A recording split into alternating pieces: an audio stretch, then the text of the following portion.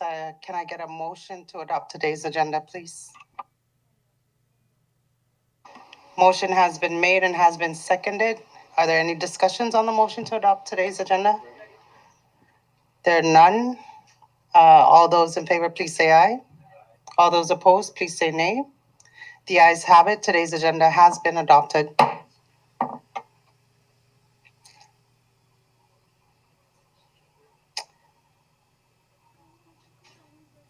Good morning, Lieutenant Governor Palacios.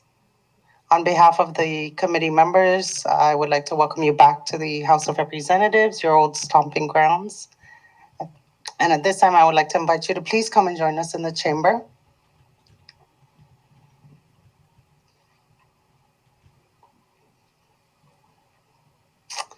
And we will have Mr. Joe Tyron administer your oath.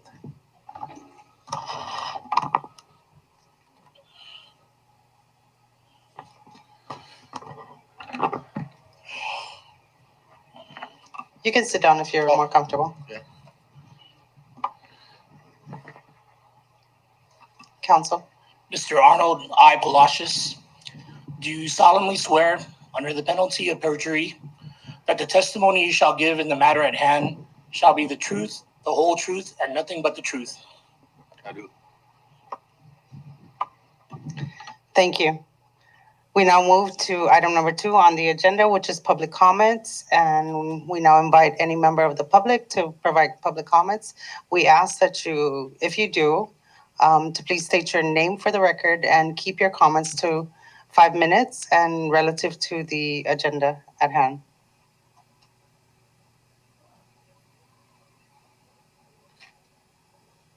I see that nobody wants to make public comments, and if there are no objections from the members, I'd like to skip part 3 of the agenda and move on to item number 4 to receive the testimony of Lieutenant Governor Palacios.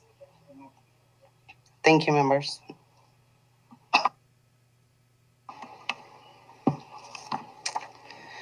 Good morning again, Lieutenant Governor. Please state your name for the record. My name is Arnold Inalacio Palacios. And are you here with counsel today? No, ma'am. You are the first witness in these hearings to appear without counsel. Can you tell us why?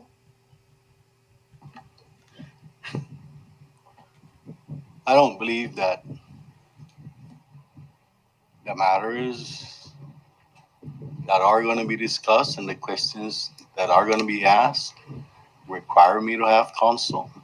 And if I do believe that there is a question that I might not be able to answer without a counsel, then I'm going to ask the committee to excuse that. But I come and respond to the subpoena without a counsel today.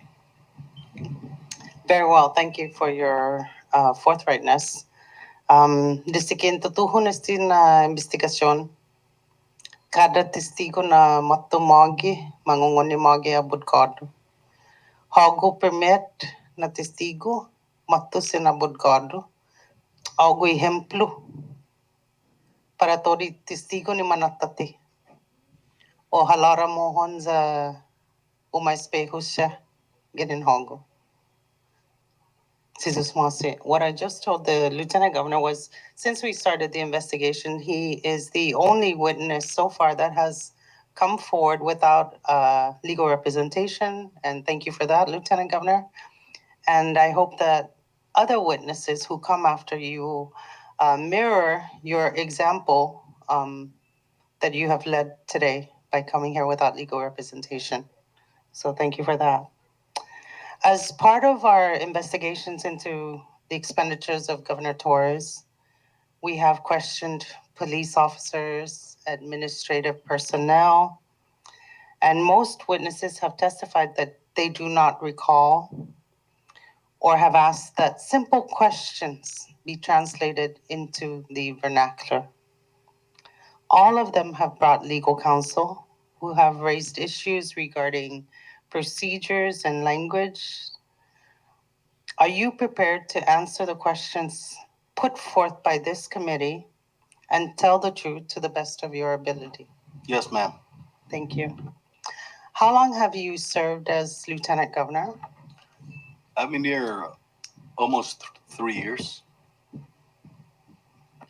And what was your position prior to becoming Lieutenant Governor? I was a senator in the, up to the 20th legislature, and I was a president of the Senate on the 20th legislature. Thank you. How many years total did you serve in the legislature, including the House? 12 years, to be exact. You have also served in various capacities at the Department of Lands and Natural Resources. Is that correct? That's correct. And how many years were you over at the DLNR? Oh, almost 20 years, probably. Thank you for your service. So total, you've worked been a public servant is well over 32 years. Is that correct? Yes, approximately. Thank you. We will now move along. At this time, I'd like to recognize Representative Vicente Camacho. Thank you, Chair. Good morning, Lieutenant Governor. Welcome. Just got a few line of questioning here for you. When you sign off on a travel authorization, what is your role in reviewing and approving Governor Torres's travel? Basically, just to make sure that the purpose is a public purpose and it is in the best interest of the Commonwealth. Thank you. Madam Chair, Yes. if you don't, I'd like to ask for your indulgence. I'd like to just give a few remarks, if you may. Very well. You may. Thank you. Good morning, Madam Chair and members of the House Committee on Judiciary and Government Operations. I want to thank you for allowing me to say a few words for questioning. Let me be candid with you. I never thought that when I took oath of office, the oath of office as the Lieutenant Governor, that I would find myself in this position, having to respond to a subpoena to appear before this committee. I do so with much hesitancy. According to the subpoena, the committee seeks information from me on expenditures incurred by Governor Torres for travel, including those of the First Lady. You're also seeking information on the governor's purchases of certain equipments and goods, and the use of police officers to serve as security details for the governor and the First Lady. To be at the center of your investigative proceedings places me in a very awkward position as Lieutenant Governor. But I am here. I served in this legislature as a member of the House and most recently in the Senate before moving on across the street. The oversight responsibility of the legislature, I acknowledge, is an important part of the checks and balances systems upon which our Commonwealth was founded. I respect that and your role as legislators and members of a co-equal branch of government. I respect this process by which you have called on my appearance this morning. I will do my best to answer your questions to the best of my ability based on what I know. Thank you. Thank you, Lieutenant Governor. And we respect that. And we thank you for your respect of these proceedings as you were once in our shoes. I also want to state that oftentimes we may not like it or it may feel awkward or uncomfortable. However, the matters before this committee are public matters, not private matters. And that is all we seek is the truth from you to the best of your ability and knowledge. So thank you. We will proceed, Representative Camacho. Thank you.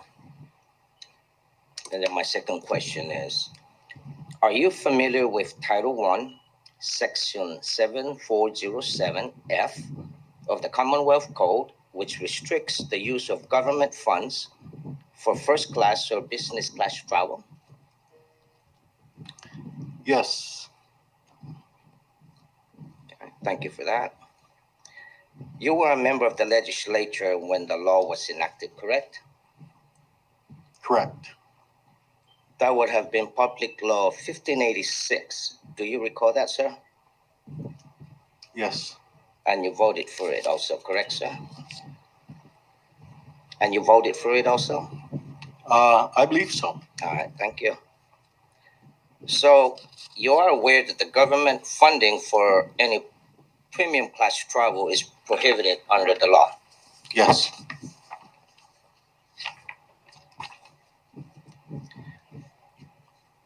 Are all the governor's travel requests automatically approved?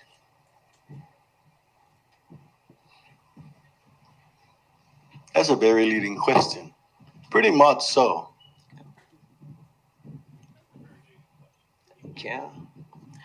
Are all amendments to the governor's travel automatically approved?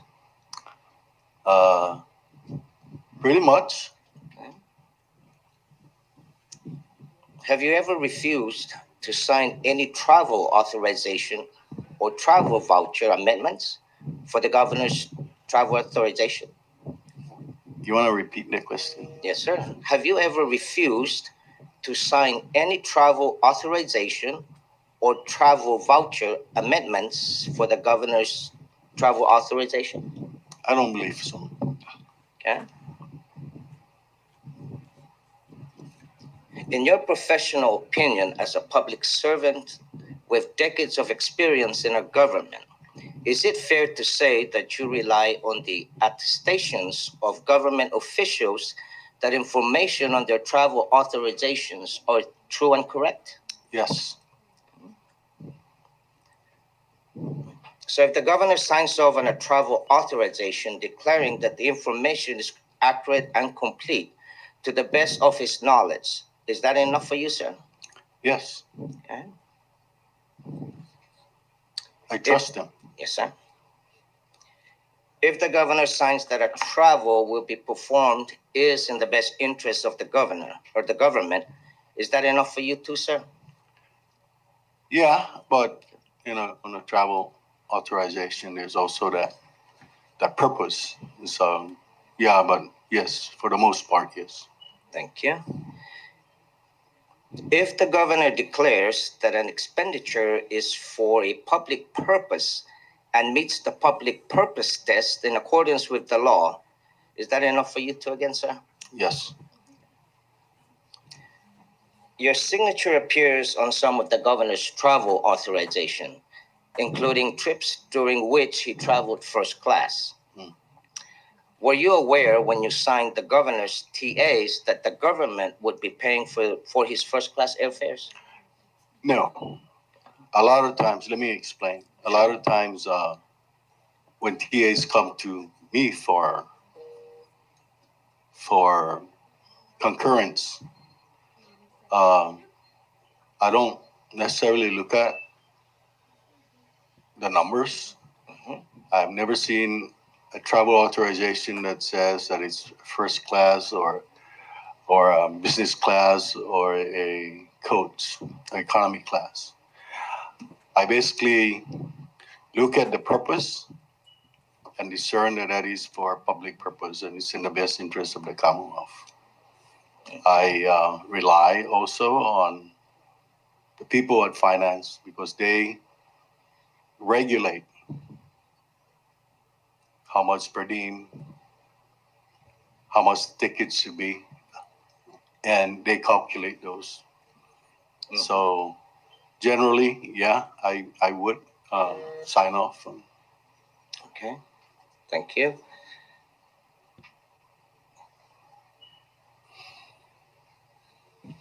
Yeah, responsibility for telling the truth falls on the government official who is traveling and claiming reimbursement. Is that correct, sir? Yes. Yeah. Have you ever traveled outside of the Commonwealth with Governor Ralph Torres? Yes. Where to, sir? The latest one we went, I believe, to Japan together. Not on the same flight. I had to take a different route because of travel protocol.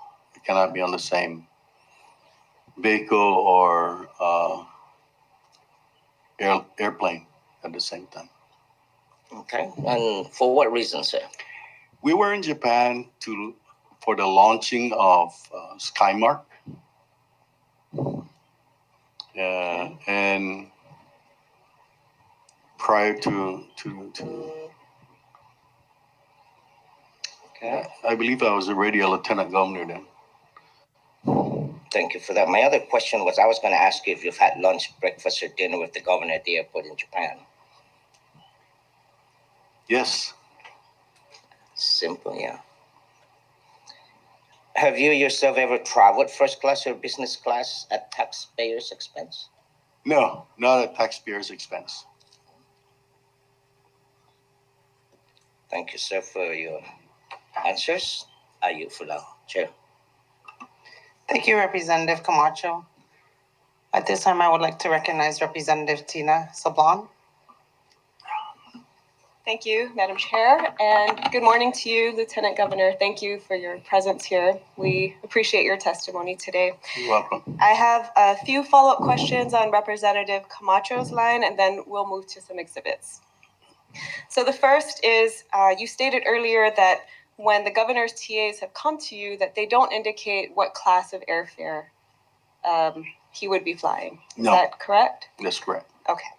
And I guess my question to that is that if you had known that he would have been traveling first class or business class, would you have questioned that TA? Yes, I would have pointed it out. Okay. But at the end of the day, I might have pointed it out, and I have. Mm-hmm. To be honest, I've pointed it out a couple of times, and say it's okay. So you have pointed out the problem of first class airfare to the governor. I pointed it out to staff that have prepared his TAs and even the Gov, I think, when early on in our tenure, but I was told it was okay. Who told you it was okay? Probably the Gov and even the staff says okay. Okay. When did you become aware that the governor was traveling first class at taxpayer expense? Shoot. I know because I traveled a couple of times with him when I was in the Senate, and I know that he was traveling first class. I've been aware that he was traveling first class several years ago. Whether he was traveling on public resources in first class, I wasn't aware. I was probably thinking that he was able to upgrade himself, but I just never questioned him about it, or never questioned. Okay. But when you did become aware that he was traveling first class at government expense, you did raise the issue. I did raise that a couple of times. Do you remember when? Like I said, early on in our tenure. Okay. And you stated earlier that you have had a meal with the governor at an airport in Japan. Was that an official meeting? At the airport?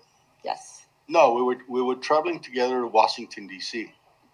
I was in the Senate, and he was the governor then, and we were traveling together to I believe a Senate hearing, and we transited Japan, and we had an hour to spend, and we had something to eat. Okay. Was official government business discussed during that meal? No. No. No.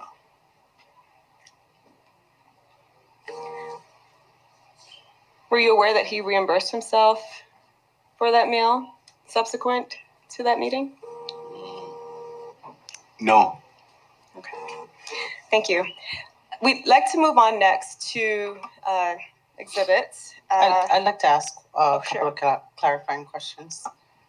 Talking about the meal at the airport in Japan, are you aware that the governor has claimed that meal with you as an official government meeting, talking about fisheries, and subsequently had himself reimbursed for it? No, I'm not aware of that. Have you ever discussed any fishery issues at an airport in Japan with the governor? I don't even remember what we discussed. Okay. I can tell you that it wasn't a very in-depth discussion on fisheries because we most likely will be rushing. We have an hour to catch our next flight, and we just ran in there, had Grabbed a bite to eat. grabbed some bites, and left. So Okay, fair enough. One other question. You've raised concerns about, at least on one occasion, you mentioned a couple at least, raised concerns to the Governor Torres about first class travel, and it appears from your testimony that it fell on deaf ears. Is that correct? Well, he said it was okay. yeah, it's, I mean,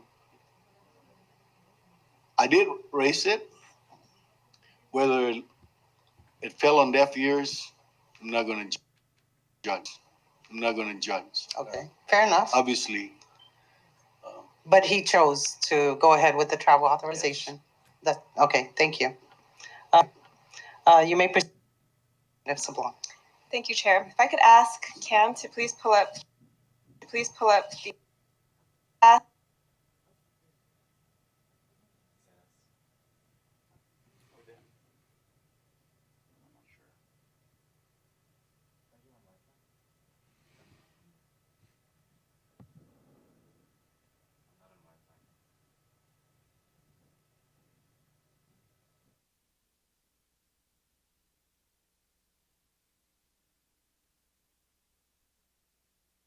We're waiting for this feed to come back on.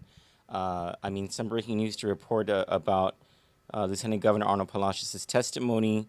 So far, he has admitted that in approving the governor's travel authorizations, it was never made known to him that public money would be used to fund first-class travel for Governor Ralph Torres. He debunks, by giving his personal experience with these matters, he debunks the idea that official meetings can happen while in transit at airports, saying that by his own experience traveling with the governor, everything moves so quickly. He does not want to speculate beyond that, beyond representations that Governor Ralph Torres and his administration have made regarding official representation and meetings on behalf of the Commonwealth that happen at this place or that place where the governor has requested or received reimbursement for his expenditures at these so-called meetings while in transit.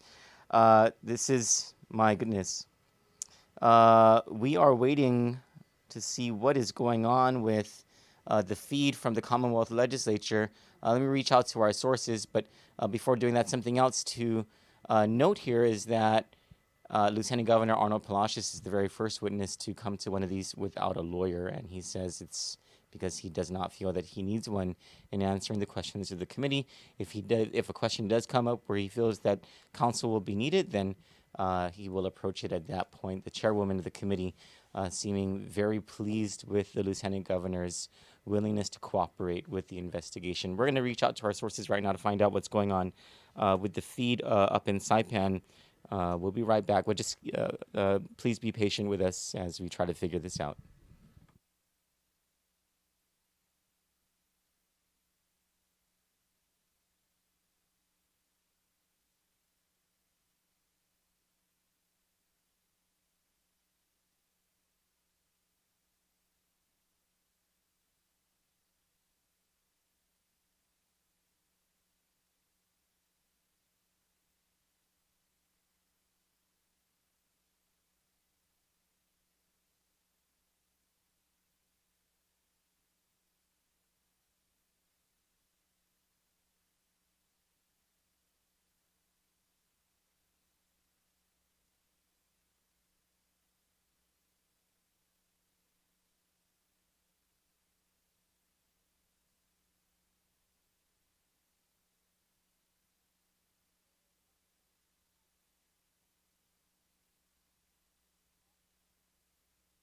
are staggering. With one trip, for example, to Washington, D.C., costing more than $22,000 for airfare alone for the governor and his wife. We could pull up, here's the TA, which is on the screen right now. In your honest and professional opinion, Lieutenant Governor, does the extent of this travel for the governor's wife and the costs involved seem excessive to you? Yes, it seems excessive, but I don't have the details. How many days they were there? What was the purpose of those travels? Mm-hmm. But yes, they're a little bit high, to be honest, but that's only my opinion. And on that note, if there is no public purpose indicated in the records for why taxpayers are footing the bill for the governor's wife to travel at government expense and first class at government expense, in your honest and professional opinion, is it reasonable to question the legitimacy of those expenses? No, but let me further add that I believe that in some of these travels that the First Lady accompanied the governor, I would not say were necessary, but I think for protocols, I know that I'm aware that the National Governors Association, for example, conferences, annual conferences, that first ladies are usually invited to these functions. To what extent that's a public purpose, you would have to discern that. Mm-hmm. And I guess the question is, if there is no public purpose provided at all, then is it reasonable to question the legitimacy of those expenses? Yes, it's reasonable. Thank you. Have you yourself ever requested or approved airfare for your spouse to be paid for by the government? No. Have you yourself ever requested or approved lodging for your spouse to be paid for by the government? No. And why not? Because the few times that Luella traveled with me, I believe on government official travel was I believe twice, and that was at the invitation of Mariana's Visitors Authority, again to the negotiation meetings and to the launching of SkyMart in Japan. So no, she didn't have her own separate lodging. We shared rooms. Mm-hmm.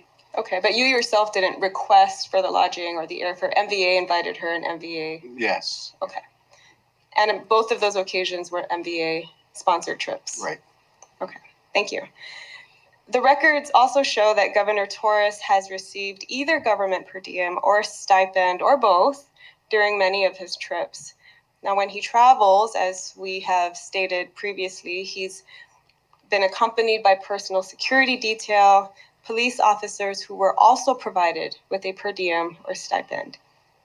He's also, as we have established, often accompanied by his wife. The records reviewed show that Governor Torres has claimed reimbursement for hotel rooms that were in the names of his personal security detail and his wife. Would you consider these to be legitimate government expenses for which he would be entitled to seek reimbursement? On the face of it, no. But without further detail and further explanation from him, my answer would be no. And why not? Because, he's traveling with the First Lady. I fail to understand, on the face of it, why the First Lady has to have rooming enlarge another hotel room. I can see the personal service details or security details, but No. My answer to that is no without further. Okay. And on the face of it, if you knew that personal security detail was receiving a per diem or stipend, which would cover the cost of those rooms, would it be appropriate for the governor to then claim reimbursement for those expenses as well? No. Thank you. The records reviewed also show that Governor Torres has reimbursed himself on occasion for expenses incurred even while he was on personal stops during periods of government travel. In your view, based on what you know about restrictions regarding the expenditures of public funds, if a government official is making a personal stop while on government-funded travel, should public funds be used to pay for fuel, meals, or other incidental expenses incurred during these personal stops? No. Could you explain? Well, there are situations when if you have families in the States and or Hawaii or Guam for that matter, and you go to Guam for 2 days meeting, you're supposed to get 2 days per diem. And if you decide to stay there additional 3 days, you're on your own. The government should not pay for those 3 days. And that's usually how this works. And whether you're in Guam or you're in the States, if you make a personal stop anywhere, then the expenses incurred, whether it's for hotel, for rental cars, whatever, is on your dime. It cannot be on the public dime. I know that is the regulation. Thank you. I yield, Madam Chair. Thank you, Representative Saban. Do any of the members have any clarifying questions? If not, we will move along. At this time, I'd like to recognize Representative Donald Magnolia. Thank you, Madam Chair, and good morning, Lieutenant Governor. Morning. The questions that I'll be asking will be based on the reimbursement. So the first question that I have is, when the governor submits a request for reimbursements for items that he purchases for the office, do you review those requests? Unless it comes to me for signature. Usually it's the governor. I mean, I usually make my own requests to finance. And so when the governor travels, do you give him a list of items to purchase for the office while he is off island? I don't. Do you know if anyone verifies that the items that the governor purchases for the office are actually made part of the inventory for the office? No.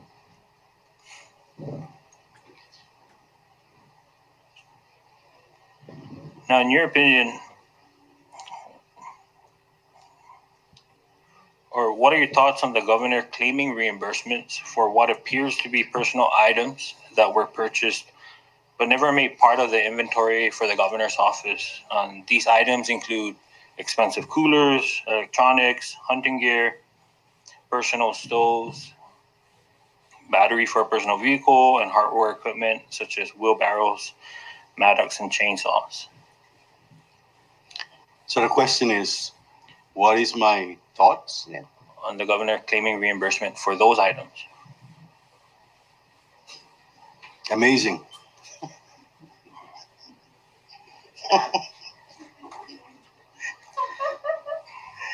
Do you think these purchases would pass the public purpose test?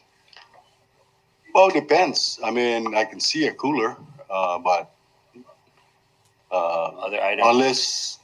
unless there's a specific statement as to what that cooler was, where it was purchased for, and where that inventory went, whether it went to boating safety or whether it went to Department of Lands and Natural Resources or whether it went to, there's got to be an inventory control, whether we buy it through the regular procurement process or especially when it wasn't purchased with a prior approval of the Department of Finance.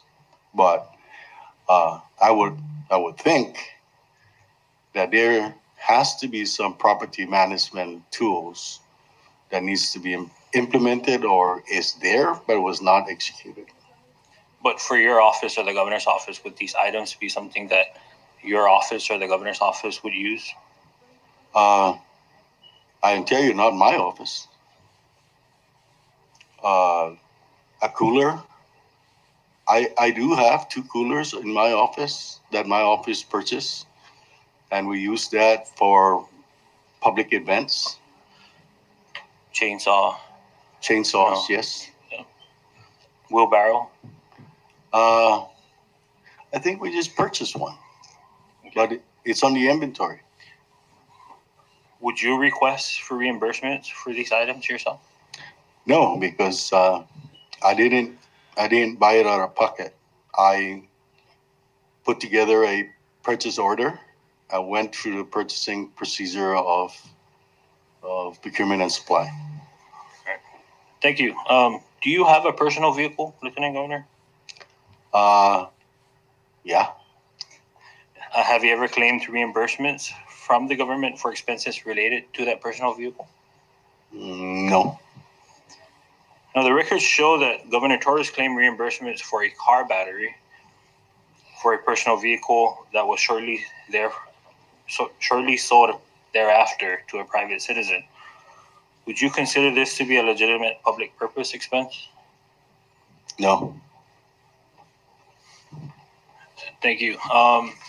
And also, have you ever requested for reimbursements for expenses charged to other people's credit cards? No. No.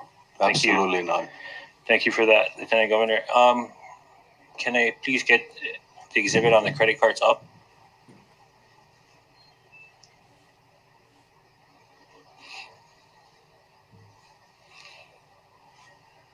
Lieutenant Governor, here are 26 credit cards found among the governor's receipts and requests for reimbursements. Do any of them belong to you? No. Do you recognize any of them? No.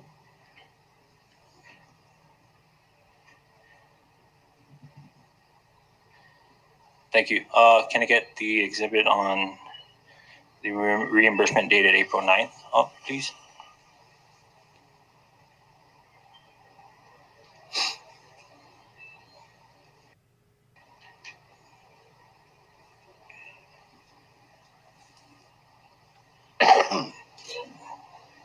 Governor Torres claimed numerous reimbursements for lavish meals, alcohol, and fancy dishes, to include foie gras, sushi, king crab, and Wagyu beef, amounting to thousands of dollars paid for by the CNMI taxpayers.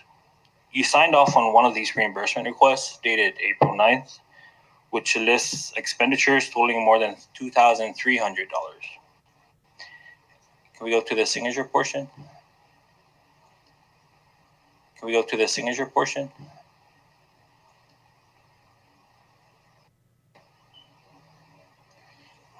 Lieutenant Governor, is this your signature? Yes. Do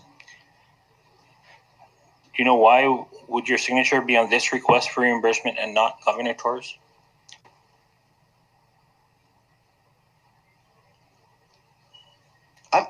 I'm not sure, but looking at the expenses, it looks like he was hosting people, and I would assume that those hosting falls within the confines of allowable costs.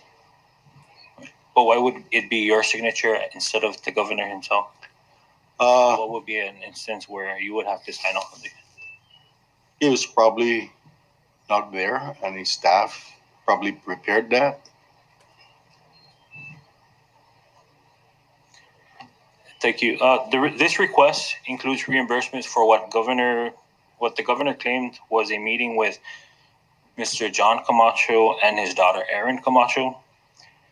We have a sworn statement from Ms. Camacho, indicating that she and her father never had any such meeting with the governor, and that she and her father were in fact celebrating her father's birthday on the same day at the same restaurant where the governor happened to be, but at a separate table and not related to any government purpose. Did you know when you signed off on this request for reimbursement that it was for a personal birthday lunch between two private citizens, a father and a daughter, not involving the governor in any official capacity and not related to any government business? Absolutely not. Would you have signed off on this if you had known that? I would have probably scratched it out and sent it back down to his staff. Would you consider this to be a legitimate government expense for which the governor would be entitled to seek reimbursement? No, absolutely not. And did you rely on the governor's representation that these were all legitimate public expense? Yes. So you trusted the governor when you signed this There's always reimbursement that request? inherent trust. Would you say that that trust has been violated? Obviously, with the affidavit of Ms. Camacho, that just throws out a lot of this Thank you. trust out the window. Thank you for your responses today. Madam Chair, are you? Thank you, Representative Manglonia. I have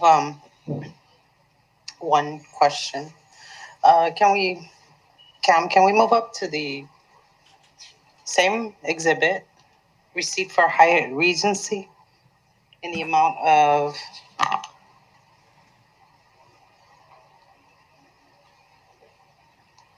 appears to be $116 less the discount, which is paid for with $100 cash.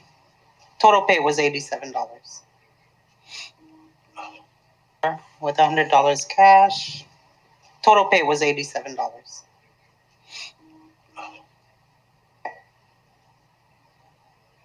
Lieutenant Governor Palacios, as we have seen, and we have more documents, that reimbursement documents for Governor Torres. Can we go down to the signature on that receipt? Is this your signature? No. Very well. Has there ever been an instance where you or any other government employee would have breakfast buffet at the Hyatt, let's say, and instead of Governor Torres' signature on it, the employee's signature would be on the receipt? Have you ever come across any of that? No. So in this instance, we don't even know if Governor Torres was actually present at this breakfast buffet for 4 at the Hyatt. Is that correct? Yeah, you can say that. And so would this be a legitimate reason for Governor Torres to claim reimbursement? Sure raises a flag, Okay. but no, I mean, normally no. Thank you. We will move on. Just to let you know, Lieutenant Governor Palacios, if you at any time feel you need to take a break because you're uncomfortable sitting for a prolonged period, just let us know. We'll be willing to accommodate and take a few minutes break for that. Thank you. We will move along. At this time, I would like to recognize Representative Ed Probst. Thank you, Madam Chair, and thank you, Lieutenant Governor, for coming in today with your 7 legal counsels. I'm kidding. I make a light joke of that because, Lieutenant Governor, it is very refreshing and encouraging to see a statesman such as yourself coming in without counsel. I'm sure some would say, why would you do that? And what you had stated earlier is just really perfect and on point. So I thank you for that. Lieutenant Governor, I'd like to ask you a few questions with regard to your security detail, if that's okay. My first question is, do you have a personal security detail assigned to you? Yes. Okay, thank you. May I ask how many are assigned to you? One. One. Okay. Is he here today, or she or he? Yes. Thank you. Thank you. In general, what duties and responsibilities are there for your personal security detail? Who is assigned to you? What would be his general? Primarily, he drives me. We're on official functions. Okay. In the morning, picks me up at the house. We go up to the office, and in the afternoon, and then when we have official functions, Okay. or when I need to be somewhere outside of working hours or on weekends, funerals, other events that requires that Official I need functions. to be. Yeah. Right. Yeah. Okay. Are you are any personal security details assigned to the second lady, your wife? No. No. Okay. Have you or the second lady ever had your personal security detail do personal errands for you, such as shopping, picking up, transporting family members, picking them up to and taking them to and from school, or any other such duties? Is that part of No. the detail? Okay. Generally speaking, Lieutenant Governor, living here in the Commonwealth, do you feel safe? Or do you feel safe? Yes. Okay. Yes, I do.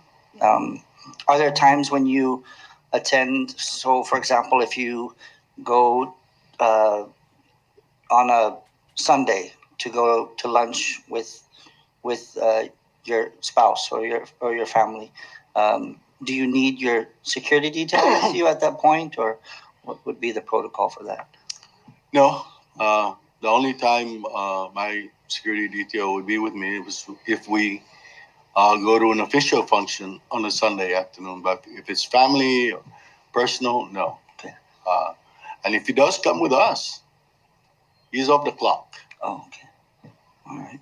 Thank you. And I do ask that because it is, when you do a comparison and contrast, we've heard from others that the number of security detail that is given to the governor is quite extensive. I think we've all witnessed it when he had come into certain events. Sometimes they have several, even going into an area that they come in and they clear the area or everything, and it looks like something straight out of TV with the White House, with the president. So that's why I wanted to ask: are we under any that you know of? Are we under any type of certain danger? Do you know of, like, is there any Taliban here, or any rogue terrorists, or any threats to the Commonwealth that you are aware of, sir? No. I'm a very simple person, and I'm a very private person. And I feel safe in the Commonwealth. I don't believe I need to have a squad of people watching over me.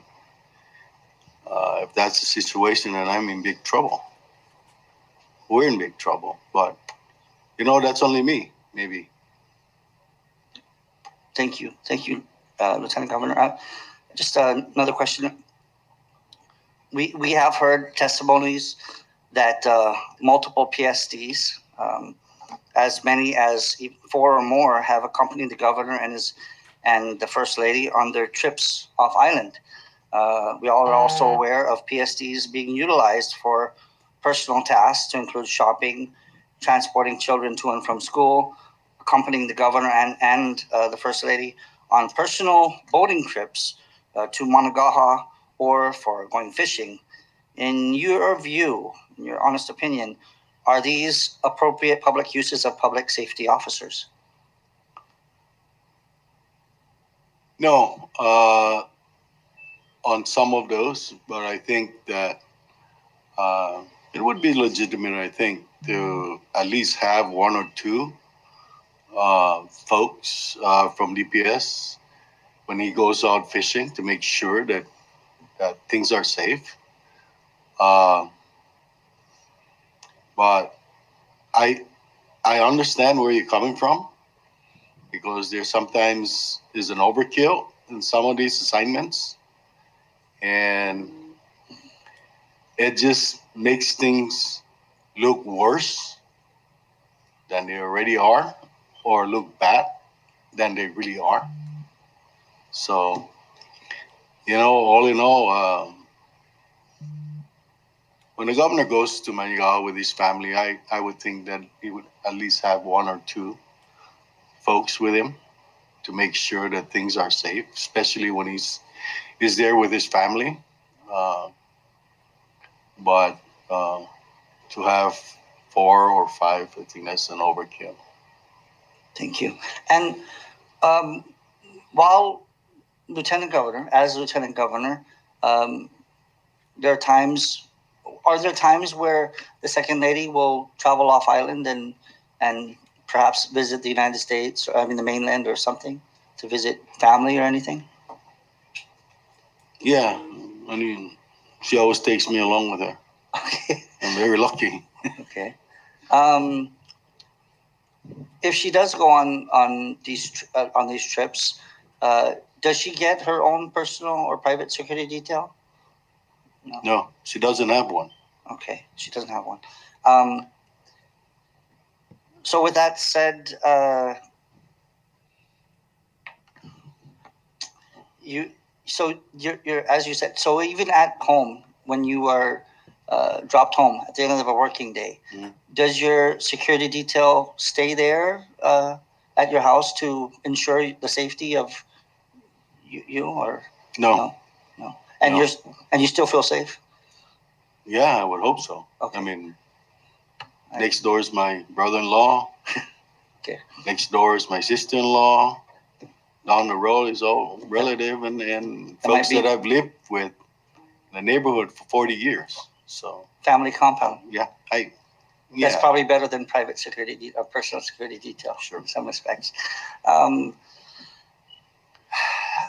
Moving on, before I move on to some questions I have about boating safety and DNR boats, I'd like to ask Madam Chair and my colleagues, do you have any other questions to add to the PSTs that I've asked? I do. Yes. Lieutenant Governor Palacios, you've obviously traveled on government business numerous times throughout your probably 40 plus years of government service. Wanted to ask you, since you've become Lieutenant Governor, when you travel, do you clear customs in Saipan or Guam, as is the normal protocol? Yeah. You do? Yeah. You actually go through customs and they clear you in quarantine? Yeah. Okay, that's... Yeah.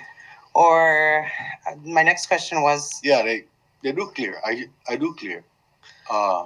With the same customs form. Yes, and, that's correct. But courteously, they,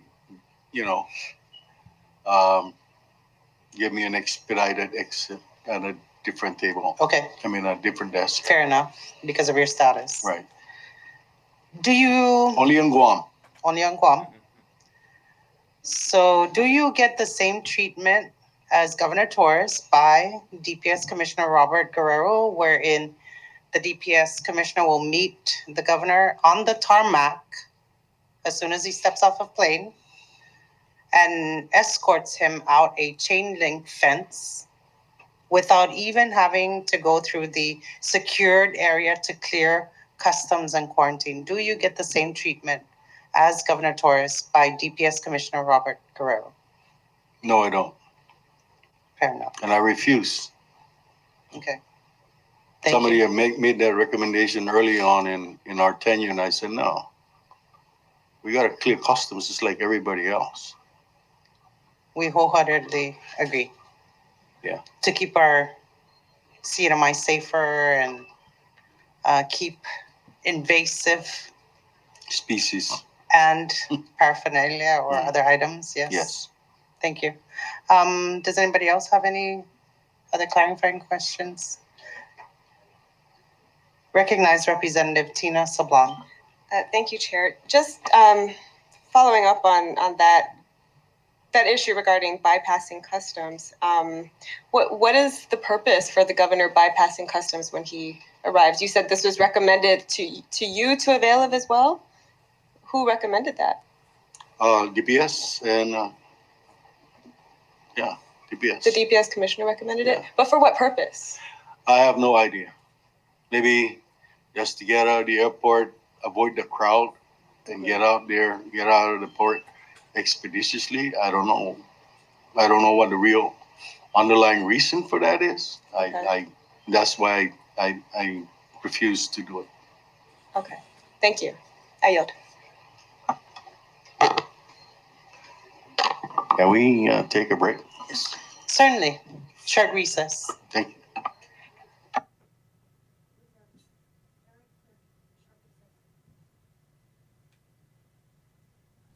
Okay, so we've heard the Lieutenant Governor testify. Well, we've heard several questions coming from the committee, and the Lieutenant Governor is very frank, very direct answers to all of the questions. He has not shied from answering any one of the questions, and he has several times, I don't know if the proper term is implicate, because it's not like they did not ask him whether he was a witness to any of the crimes that the governor and the first lady allegedly committed, but he was asked about the situation. Situationally,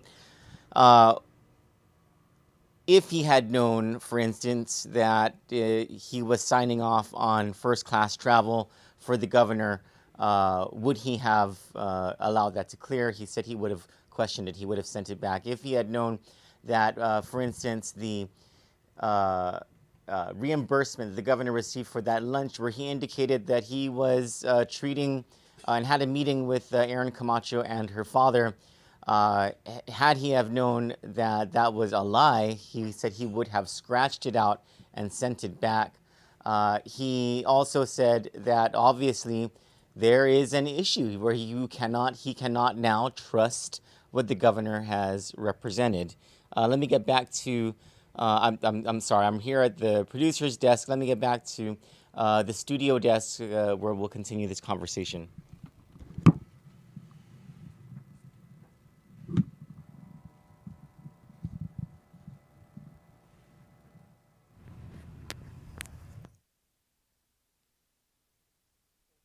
Here are the notes that we have. So he says, I believe it was Representative Donald Magnolia who asked, would you say that trust has been violated?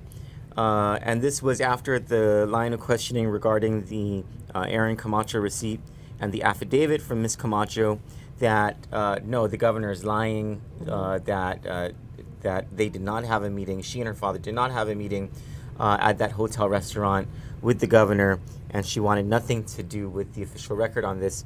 So the lieutenant governor says, obviously, with the affidavit from Erin Camacho, it throws all this trust out the window. This follows several questions about whether, when the lieutenant governor was signing off on all of these travel authorizations, expenditure reimbursement forms, et cetera, did he trust, pardon me, Iggs, did he trust that what the governor was saying was truthful, and that what the governor was doing was within the confines of the law? And the governor said, of course, there's that level of trust that you afford to the governor because he is the governor. But he says, obviously, this is a quote, obviously with the affidavit from Erin Camacho, it throws all this trust out the window.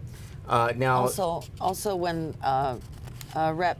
Donald Manglotnia says, what are your thoughts on the governor getting reimbursed for these personal items? Lieutenant Palacios says, amazing. Amazing. That's all he could say was amazing. And you know what? I think that is really the common response from the common person is Yeah. amazing. And just the mere fact of the LT feeling safe. I mean,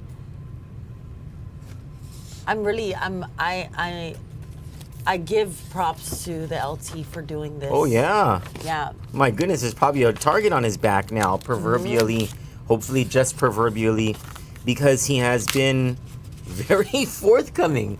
And you know what? This also says something else to the others who have testified and will testify in this hearing is if the Lieutenant Governor of the Commonwealth can appear before the committee without a lawyer and answer all of the questions without hesitation, there ain't no one else who should have a problem doing the same thing. Right.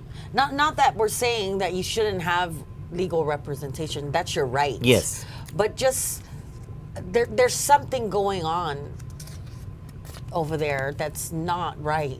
Oh yeah, to say the least. To say the least. When asked about the personal security detail and the size of the governor's personal security detail, sorry, that's not a fat joke. That was as in the number of personal security details that he has when he goes on these trips, the number of detail that the First Lady has. The Lieutenant Governor says that his wife does not avail of any personal security detail, Yeah. that there is one PSD assigned to him, that when PSD goes with him on a personal function, that PSD is off the clock. And then in response to I believe it was by a question by Congressman Ed Probst about what he felt about the number of people who protect the governor and whether the Lieutenant Governor is aware of any dangerous situation surrounding the Commonwealth, surrounding Saipan, where the Lieutenant Governor works and lives, that the people of the Commonwealth are not aware of. He says, the Lieutenant Governor says, I feel safe in the Commonwealth. I don't need a big swarm of people protecting me. So we know that Lieutenant Governor Arnold Palacios has a bus driving license. He has driven a bus several times over the governor and the First Lady today. Holy cow. We knew going into this hearing that it was going to be exciting either way, whether the Lieutenant Governor refused to answer questions, pled the fifth, or... You know, it goes to show that Lieutenant Governor Palacios is... He was ready for this. Well, and I think also people might argue that it shows integrity. Because it takes they work in the same building, Yeah. if I'm not mistaken. You know, if you were... It's gonna be like when he goes back to the office. You know, It's the probably power's going to be off. The Lieutenant Governor is probably going to go up to the governor and be like, shouldn't have freaking counted me out of this election. Right? Well, you know, if you were to think about it in Guam terms, do you really think that Lieutenant Governor Josh Tenorio would do this to? Oh my To God, it Lou? would be so wonderful. Can you imagine? Could you imagine? Oh my goodness, the media would have a field day here. Of course, it would never happen. This is just fantasy football right Yes, now. yes. The lieutenant governor is going to return to his office this afternoon, right? And You're talking about under- Lieutenant Governor Arnold Palacios? Yes. Okay, yes, okay. And he's going to return to his office this afternoon after the hearing, and underneath his desk, he's going to find several Nikon cameras, several Bose speakers, A wheelbarrow. a wheelbarrow. And a bush cutter. Don't forget 3 bags of $1.68 Cheetos. Those Cheetos are gone, people. What are you talking about? Yeah. Those Cheetos went a long time ago down a restroom in someone's Idaho. Septic tank. Jacob Nakamura cannot get enough out of Lieutenant Governor Arnold Palacios. He says he is gangster for sure. He looks like he don't take no BS, right? Yeah. He like looks one of and those- sounds like that.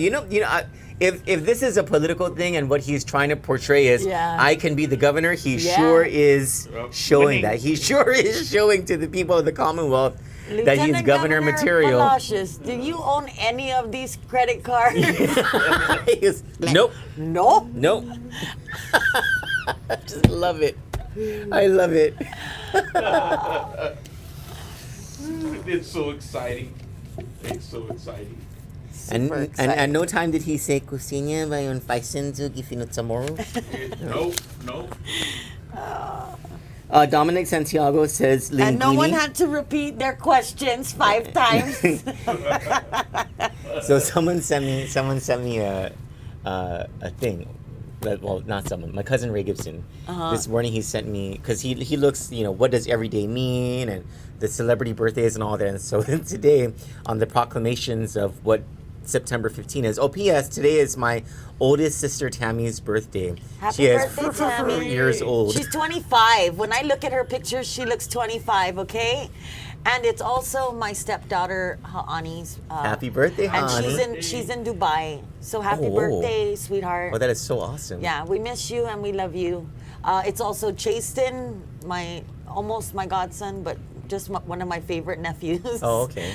It's his birthday today. Happy birthday. Happy What's his birthday, name? Chasten. Chasten. Carlene's son. Oh, okay. Happy birthday. And then this week is Eric's birthday, my mom's Yes. birthday, my Yes. grandma's birthday. So And it's sad. It's a sad thing that we can't celebrate. especially your Yeah. grandma. And your Yeah, mom, and right? my mom will be Eh? 69. No, she's not gonna be 69. Oh. So, anyways, cousin Ray Gibson showed me that today in the nation is Linguini Day, Oh. and so I responded. Hello, Tadagwi's Day. It kind of is. So I responded. I said, "Tell it to Tello, and expect risotto."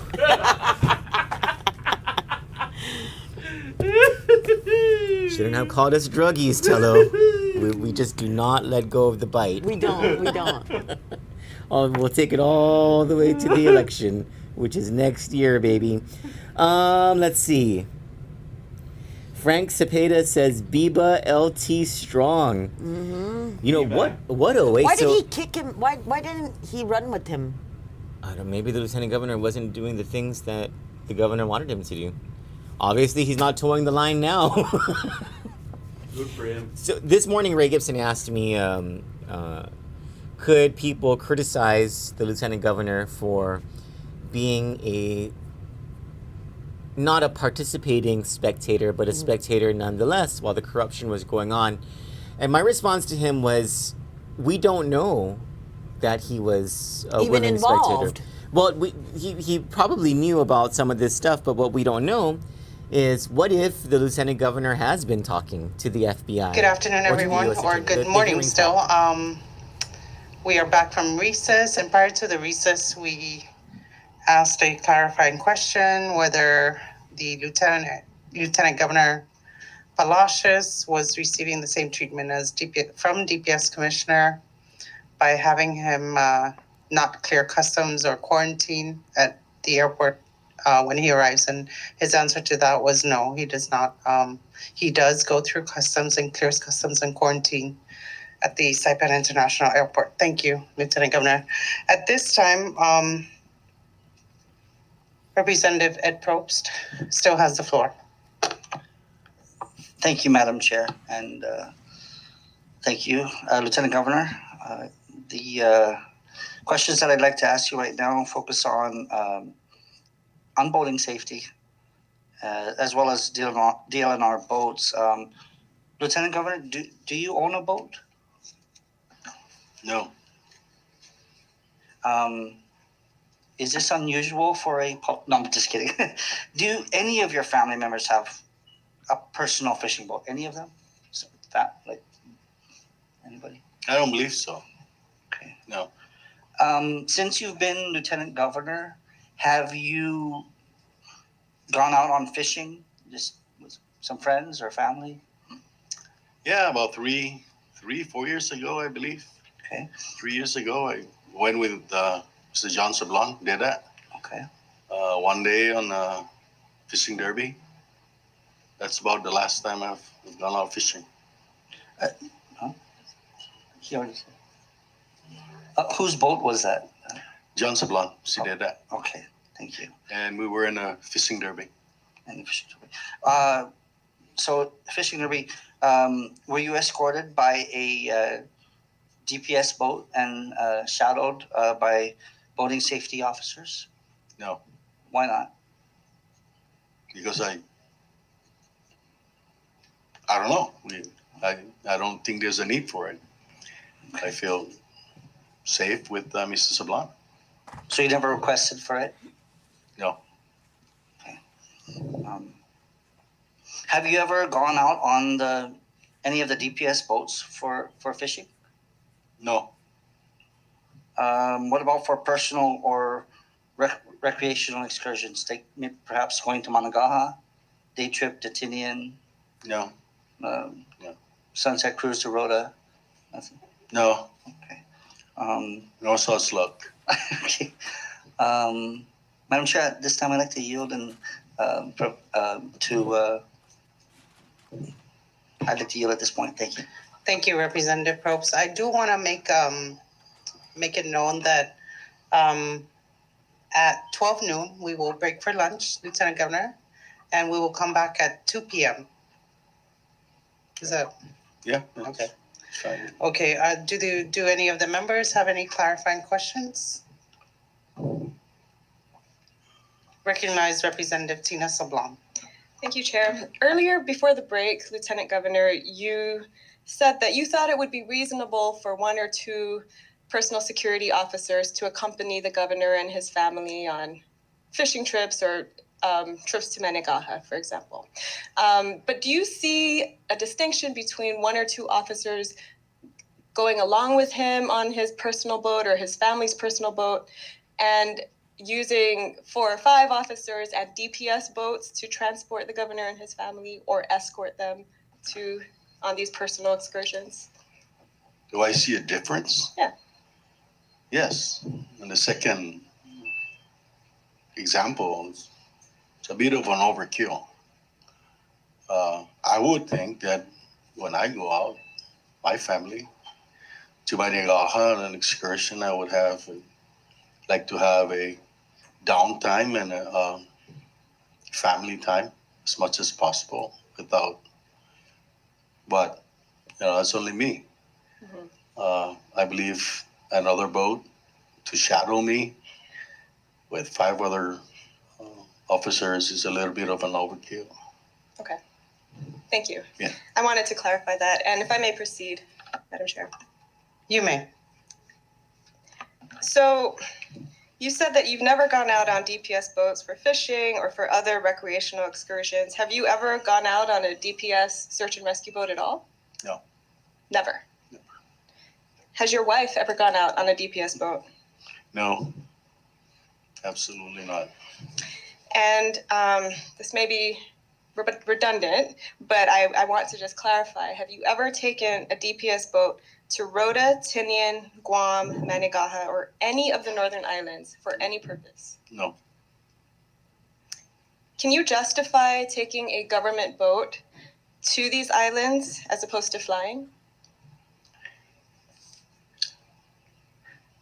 No. Myself, no. I would rather be in Tinian in 10, 15 minutes than in Rhoda in half an hour. And would you say that it's more expensive to take a government boat to Rhoda, Tinian, or Guam as opposed to flying? Yes, absolutely. Do you have any idea why the governor has at times opted to take a boat instead, accompanied by a government boat, accompanied by PSDs and using government fuel? No. Maybe he just likes to ride on boats. I don't know. I have no idea, really. You never talked to him about it? No. Okay. Now, you do have extensive experience with federal grants, correct? Yes. Yes, okay. And the records that we reviewed show the governor using federally funded DPS boating safety vessels for fishing trips and personal excursions while accompanied by DPS boating safety officers. DPS does receive a boating safety federal grant. In your view, is this an improper use of federal grants? On the face of it, yes, because those grants are usually very, very purpose specific, objective specific, and there's even what are allowed and disallowed kind of expenditures in the operations of those assets and resources. So, yeah, improper. And what are the consequences for violating the conditions of these federal grants? At the very least, the grantor agency might take a look at those disallowed expenditures and put a sanction on the grants up to losing the grants completely for a couple of years until you're back to compliance and you have to redo the whole qualifying process, I guess. But yeah, at the very least, there's a possibility of you losing the grant or even being sanctioned. Thank you. And as a matter of policy, would you consider it an improper use of public safety search and rescue boats to take these vessels out for fishing and recreational excursions? Yes. The records reviewed also show that Governor Torres utilized DPS boating safety resources, including search and rescue boats, multiple boating safety officers, thousands of gallons of government-funded fuel on more than 85 boating trips, totaling hundreds of hours between March 2017 and July 2020. These include trips to Rota, Tinian, Guam, Managaha, Goat Island, and the Northern Islands.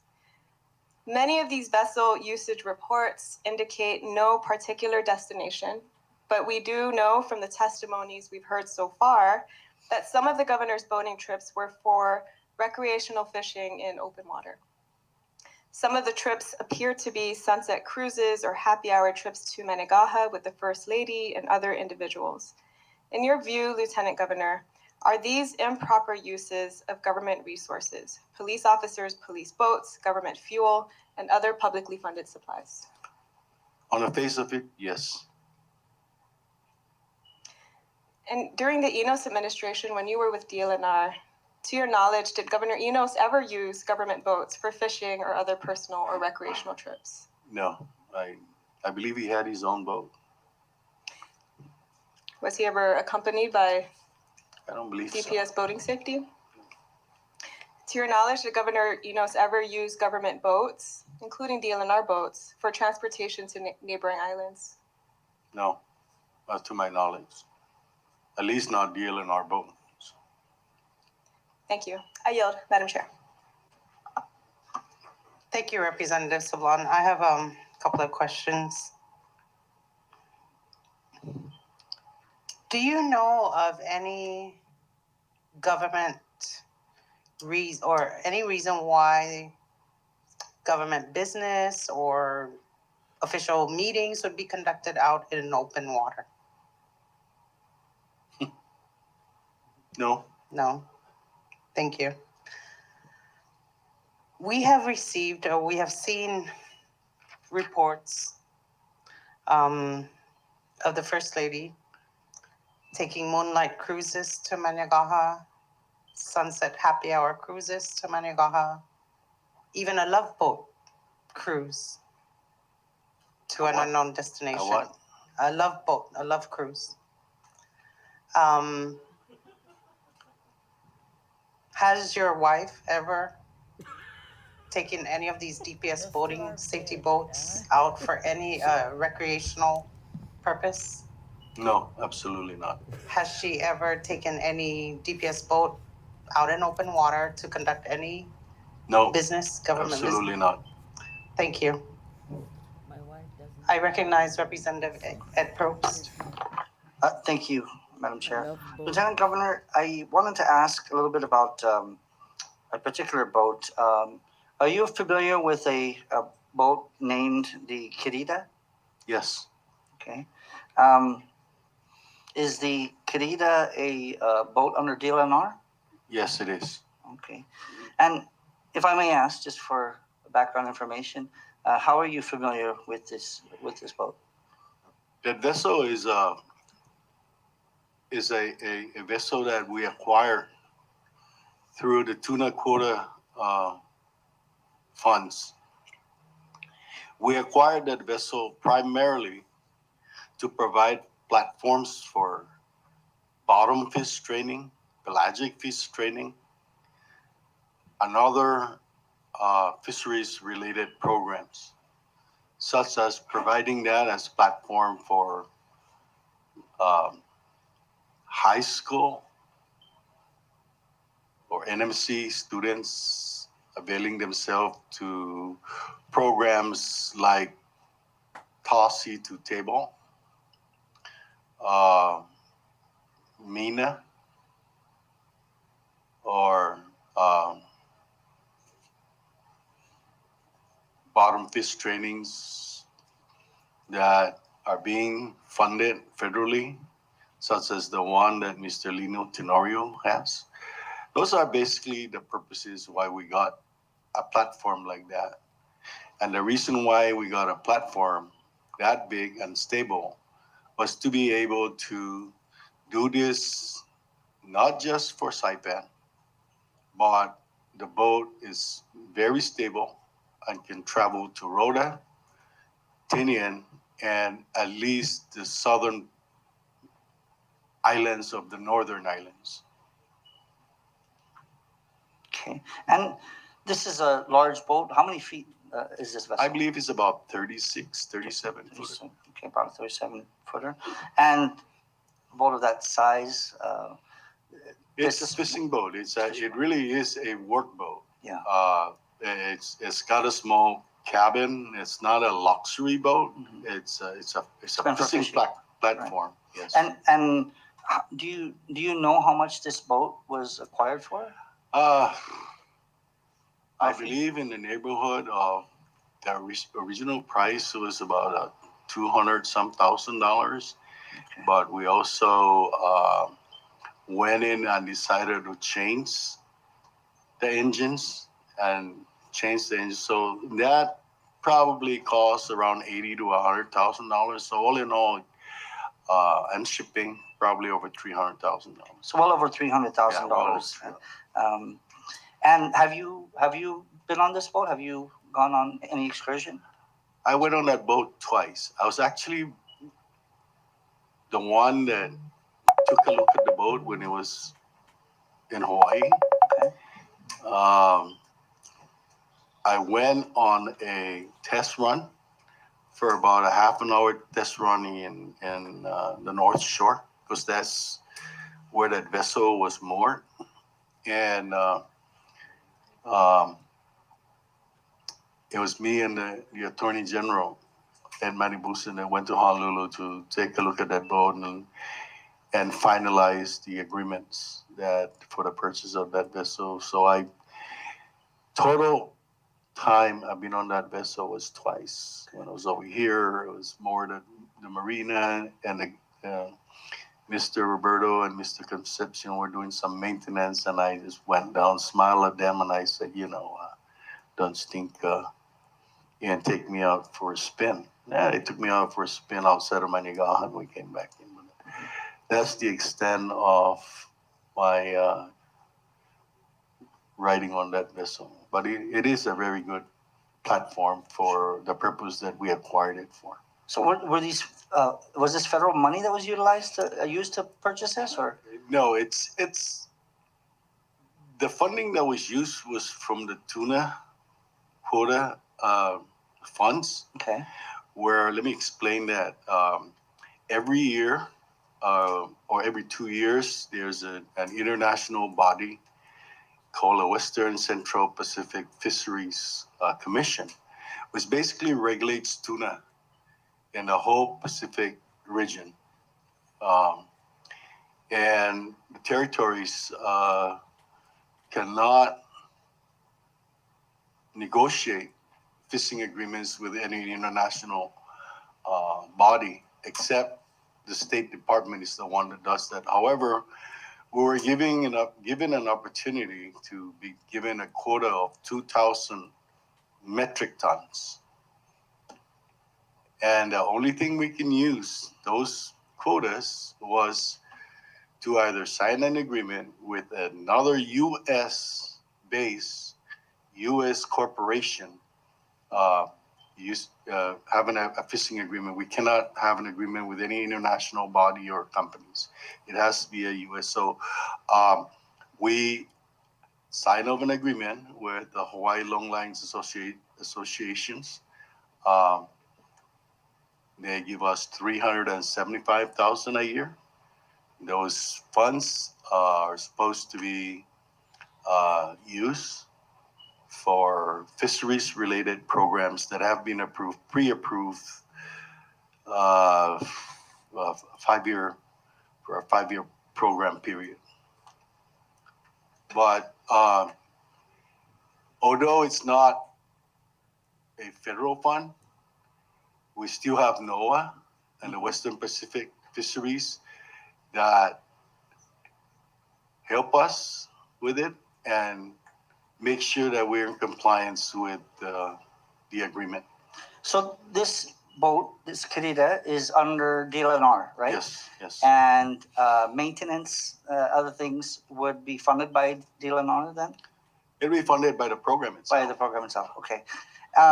So the intended use of this was not for, say, family vacations, No, recreational tours, YouTube videos, or any expeditions like that. Is that correct? no. Okay. So, as you stated, the original intent was for training. Yeah. Bottom fishing and other things. I do know that Mr. Lino Tenorio is an avid fisherman and he does training. Do you know if he utilizes this Querida for training? Yes, And that would be for its Absolutely. intended use, absolutely. but not for deer meat for dinner, going fishing with friends. Well, I wouldn't say that that's completely prohibited, but kind of stretching it. Are you able to utilize the Querida if you made a phone call to DLNR? Would they release it to you and to be used on a family excursion or anything? I wouldn't know. Would you like to try? I never tried it. All right.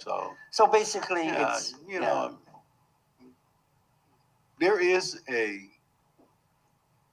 an underlying requirements for all these resources, and we need to comply with them. And so for me to just call up Mr. Benaventi and I said, tell him I want that boat at the convenient dock at 12 noon so I can go out and just throw outside of Managaha. I don't make that a practice, nor do I even consider that. Would you ever do that? No, I would never consider that. Thank you, sir. Okay. All right, I yield at this point. Thank you. I just have one question with respect to the Querida. So would you say the actual purpose of obtaining that boat is for educational purposes, for our people Yeah. to continue the skill of Yes, subsistence absolutely. fishing? Yeah, subsistence fishing, even new fishing technologies, especially for our young people. There's also a component of fishing etiquettes and fishery conservations when you go out. So there are modules in there that are incorporated, and we try to encourage the colleges and non-government nonprofit organizations to utilize the vessel as they need. One other question. So whenever they need to utilize the Querida for educational purposes or for whatever purposes, would it be fair to say that there needs to be a plan, a module as to what its specific usage would be for that particular period? Yes, I would hope so. Is it part of the agreement? Yeah, When the boat was Yeah. purchased? that is what DLNR is supposed to be doing. We have to have a proper documentation and efficacy of the original intent for that asset, and that it's being put to the use that it was intended for. Otherwise, We're Thank the you. Wild West. Yeah. You just gave us reasons to subpoena more documents and more people. So thank you for that. I recognize Tina Sablon for the last round of questions before we break for lunch. Thank you, Lieutenant Governor. So going back to what you were saying about these underlying requirements for the use of the Querida, thank you for explaining that, the purpose and the intention of that boat, and the funds that have gone into that. Would you say then that the governor has violated those underlying requirements? Well, I think we've stretched, from what I hear and what I'm learning, some of the uses that the boat is being put to. I think some of them are outside the scope of the original intent. Yes, absolutely. To answer your question, yes. Thank you. I yield.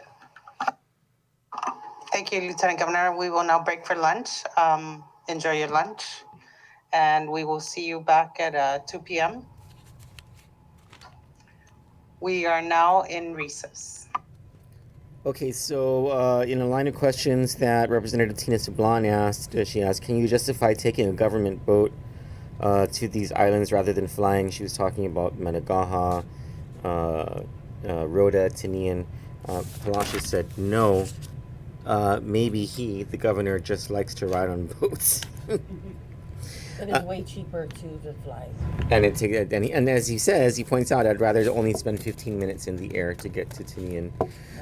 Tina Sablon asks, is this an illegal use of federal resources? Talking about the use of boats. The Department of Public Safety Boating Safety Program is 100% federally funded. The Lieutenant Governor says, on the face of it, yes, those grants are very purpose-specific, objectives-specific. Yeah, improper, he says. Tina Sablon asks, are there are these improper uses of government resources, police officers, equipment and supplies? Palacios says, on the face of it, yes. Then they talked about a moonlight cruise and a love boat cruise. And Andrew Boyer for us put the lyrics to the love boat. The love boat. Soon we'll be making another run. Let's see. He also says to Ed Propes, there's an underlying requirement for all these resources, and we need to comply with it.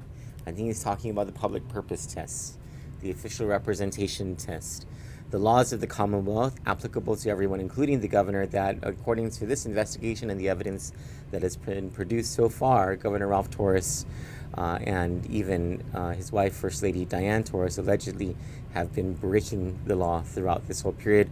We'll find out more in riveting testimony being given by Lieutenant Governor Arnold Palacios, a Republican. Mm-hmm. And it makes you wonder, where will the rest of the Republicans fall now that the Republican Lieutenant Governor, who has said that he will be a candidate for governor in next year's election, now that he has shown the leadership to stand up against Governor Ralph Torres and speak the truth, at least in these hearings, will the Republican legislators in the House and in the Senate follow suit? This is a very interesting turn of events with the Lieutenant Governor's testimony before the House this morning, and it will continue at 2 p.m. this afternoon. Kandit will be here to bring you part 2 of the Lieutenant Governor's testimony. For Kandit News this afternoon, I'm Troy Torres. And I'm Johnny Rosario. Meet us back at 2 p.m.